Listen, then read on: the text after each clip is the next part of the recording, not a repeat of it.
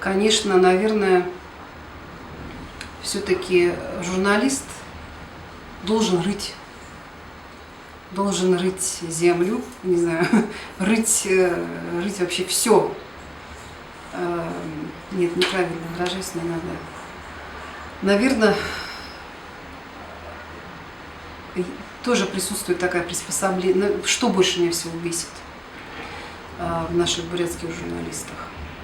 Ну, независимо, да, от национальности, просто о бурятских журналистах. То, что люди в большинстве своем не выражают свои позиции, личные свои позиции по каждому конкретному событию. То есть то, что называется журналистом, да, человек носит это гордое название журналист, то этот человек прежде всего личность. И эта личность имеет свою точку зрения на все происходящие события.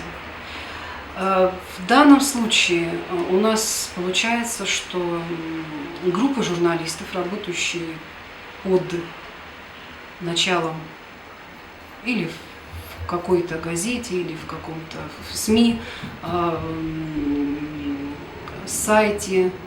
сайте, они отражают точку зрения, прежде всего, руководства. Почему это происходит? Потому что, наверное, нет независимых СМИ. Нет независимых СМИ, есть собственники, которые держат вот эти вот средства массовой информации. И, соответственно, то, каким взглядом они привержены, то и, в общем-то, выдают вот их печатное или непечатное издание.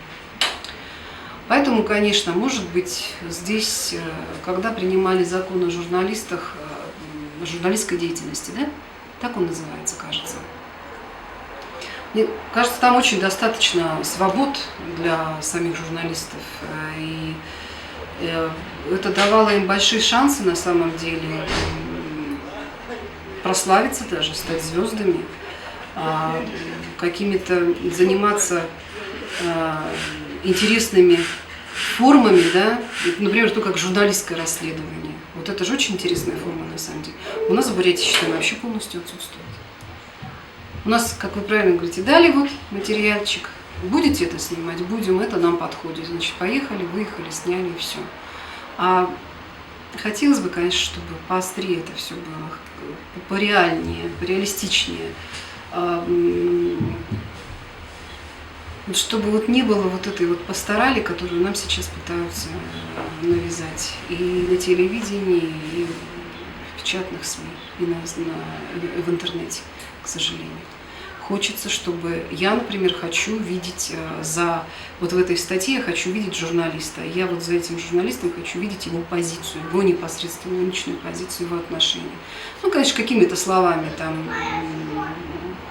это происходит. Но все-таки хотелось бы такого фундаментального, углубленного изучения вопроса, а не просто так вот поверхностно поскакали, события дали, убежали. Новостей там много, да, и вот правильно, кто кого-то там стегном завалил, кто там еще что-то. Хочется, чтобы журналисты, это же, наверное, первые люди, которые, опять-таки, несут культуру в массы. Опять вопрос культуры. Если мы постоянно открываем газету, открываем сайт и видим, там, стегном убили, дом сгорел, еще что-то произошло негативное, соответственно, общество понимает, что ничего хорошего в этой жизни не бывает, оказывается. В этой жизни очень много преступлений, в этой жизни вообще опасно жить. Поэтому, конечно, хотелось бы, чтобы... Ну, я думаю, что некоторые вот голоса прорываются такие, но они теряются в общей массе, их все равно подавляют, задавливают. Поэтому, конечно, доживем ли мы теперь до этой эры, до света, когда люди будут в открытую говорить и смело будут говорить о том, что происходит у нас в стране, у нас в Бурятии. Потому что если вот, в психологическом плане взять, пока мы не определим болячку, да, пока мы не определим, чем же мы болеем-то, мы как лечить-то будем, мы диагностику не даем проводить. нашему обществу. Соответственно, значит, это будет дальше провоцировать хроническую форму, а там уж до загнивания недалеко. Не знаю, мне кажется, вот меня, конечно, не все устраивает, то, что сейчас происходит. Я бы хотела, чтобы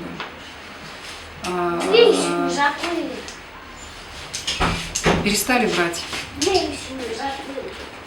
стали говорить правду. Вот это вот такой мой самый главный посыл. Ну и потом, в конце концов, надо уже иметь смелость.